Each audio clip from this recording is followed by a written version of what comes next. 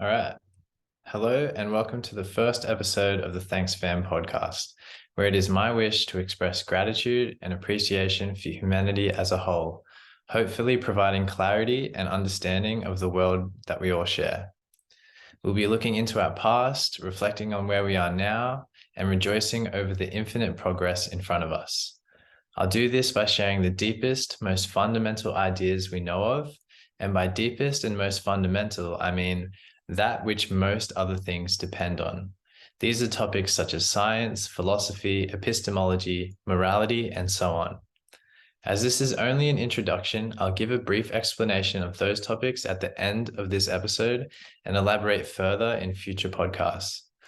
As for now, I think it'll be helpful to take a step back and talk about ideas themselves and why it is I'm even doing this podcast. So what are ideas? Ideas are simply thoughts or suggestions. We all have them. It's part of what makes us conscious beings, for better or worse. Hopefully for better. An idea is also an aim or a purpose. For example, you get a job because you aim to save money, but it's not so straightforward, at least not for me. I'm not convinced we have even figured out how it is that we think.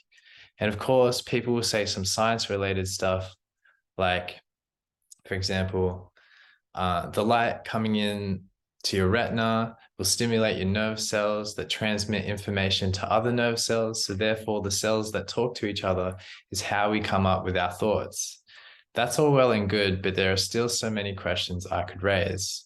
But let's look at this from another perspective. Carl Jung has this famous quote. Sorry, have a little kitty on my lap. Anyway, and he's distracting. Carl Jung has this famous quote, "People don't have ideas, ideas have people." And this is such a lovely quote. It makes me think about cultures, traditions, trends, and how we might blindly believe something without giving it any critical thought. Hence why I'm here trying to clearly state my inner dialogue to see what comes out, to then criticize, correct, and move forward. So that's one part of why I'm doing this. The other part is to say, this isn't just to test whether I've understood certain concepts or to test if I can share them effectively. It is both those things, but more importantly, I'm here to help solve problems. I believe all problems are soluble, and with some effort, we can solve our problems, which then creates better problems, leading us into an ever better future. So without further ado, I'll fulfill my promise and briefly explain the concepts I shared at the beginning of this episode. The first one being philosophy. So philosophy is a theory or attitude that acts as a guiding principle or behavior. It's kind of similar to our ideas. Whether you know it or not, you have a philosophy and you can't escape that. Everything anyone ever does has a philosophy behind it. It is your guiding principle by definition. Now, you could say a choice of yours is simply just a choice and there's nothing deep about it, which leans on the philosophy of Ludwig Wittgenstein, if you want to look him up. But just because you haven't thought deeply about something doesn't mean somebody else hasn't. Chances are somebody has, and those somebodies are philosophers. The word philosophy literally translates to lover of wisdom. Side note, philosophy can be seen as pure navel gazing, which helps absolutely nobody. And that's a fair critique, although any philosophy that doesn't directly solve a problem in the real world is simply uninteresting to me personally. I'm in it for the liberation of bad philosophy, for ever better good philosophies. Good meaning in this case to solve problems. And the other topic I'm into, the idea that has me, is science. So here's the copy and paste definition for science: the systematic study of the structure and behavior of the physical and natural world through observation, experimentation, and the testing of theories against the evidence obtained. It's quite word heavy there, as expected. I'll shorten it so it's a bit more palatable. The systematic study of the world through testing of theories against evidence. It's kind of like a battle of ideas, where the most effective theory at explaining the world wins.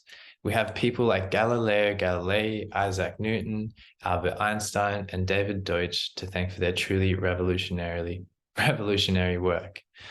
And then there's epistemology. Epistemology is a branch of science that gets into the nitty-gritty of the theory of knowledge, especially with regards to its methods, validity, and the distinction between justified belief and opinion. In short, epistemology can be thought of as how we know what we know. There are many takes on what the best epistemology is, and I'm excited to share what I think the best one is. It's called Popperian epistemology, named after Karl Popper, but this will be explained further in future episodes. Then there's morality. This is a concept I've pondered over for so long without even knowing that I was. So what's morality? Principles concerning the distinction between right and wrong or good and bad behavior. We all know this, right? There's a moral to every story. For example, we grow up watching movies which implicitly or explicitly share moral virtues. So like, you can often tell the good guys from the bad guys, or you can also understand what a happy ending is versus an unhappy ending. All to say, your morals are a system of values that you have whether you are aware of them or not. David Deutsch has my favorite take on morality, where he says, morality is the question of what to do next, which is a very fresh way to think of morality, as it doesn't linger on unnecessary judgment with anything that has happened in the past. For example, when you see people being overly critical on a matter to which they do not provide a solution, rather, David's take on morality is rational and incremental. It is focused on providing a step forward given the problem situation. Speaking of stepping forward, I'll end the podcast here. Each of those topics briefly outlined just now are fully deserving of their own episode entirely. So I look forward to that. Thank you so much for your time. It's really such an honor to be able to share these ideas with you. I must give a considerable mention to Brett Hall, who is the podcast named Tokcast. That's TOK cast, where the TOK stands for Theory of Knowledge. I'll provide a link in the description. I highly recommend his podcast, as I'm pretty much going to be riffing on the same topics and ideas he does. He's been someone who has helped me think that anyone can grasp big concepts, given they are interested enough. It's not all about IQ level, credentials, or academic prowess. I was in fact kicked out of school just after year 10, and I have essentially followed my interest to where I am today. I think Brett has a take on IQ where he says the I should actually stand for interest, because if you think about where and how people excel, it's almost always because there's an underlying interest at play. Anyway, that's another topic that deserves its own episode. So in any case, if you're into this stuff or not, let me know. Like, comment, share, follow, all that jazz. And lastly, I encourage your criticism. I don't know what I don't know, so your input may help. Thanks, fam. And check out these distractions right here. Just distracted me. Thanks, fam. I hope you like that. That was just a one take. Looking forward to new episodes.